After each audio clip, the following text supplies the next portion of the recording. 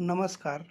आपल्याला चुकांपासून आणि दोषांपासून मुक्त व्हायचं असेल तर सगळ्यांमधील फक्त गुण पाहायला शिकलो पाहिजे. जिथं डोळे बंद करून विश्वास ठेवला जातो, तिथंच विश्वासघाताचा धोका अधिक असतो.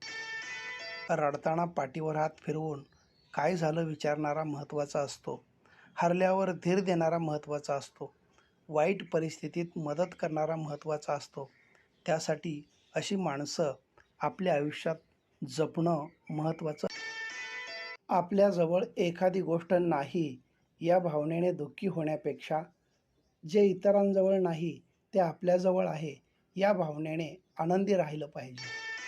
काही चांगल्या गोष्टी मिळवण्यासाठी वाईट परिस्थितीतून जावं लागतं, म्हणून संयम बाळगणं महत्त्वाचं असतं. रक्त आणि पैसा दोन्हीही समानधर्मी आहेत, जगण्यासाठी जरुरी आहेत. फक्त दोन्हीही वाहत राहणं आवश्यक आहे, तरच त्यांचं खरं मूल्य कळून येतं. आयुष्यात कशामागेही इतकी धावधाव पळापळ करूच नये. त्यानं पाय तर थकतीलच, पण मनही थकून जाईल आणि आयुष्याचा खरा आस्वाद घेणं राहून जाईल. अहंकार हा वाऱ्यासारखा असतो. फरक फक्त एवढाच की वाऱ्यानं झाडाची पानं तुटतात आणि अहंकारानं जवळची माणसं दुरावतात.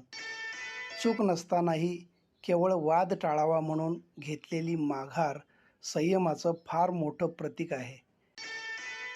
काही माणसं असतात, भर वैशाख वणव्यात आपण होरपळत असताना स्वतःला झडून देऊन आपला मोहर फुलवून दुसऱ्याला आनंद देणाऱ्या गुलमोहरासारखी.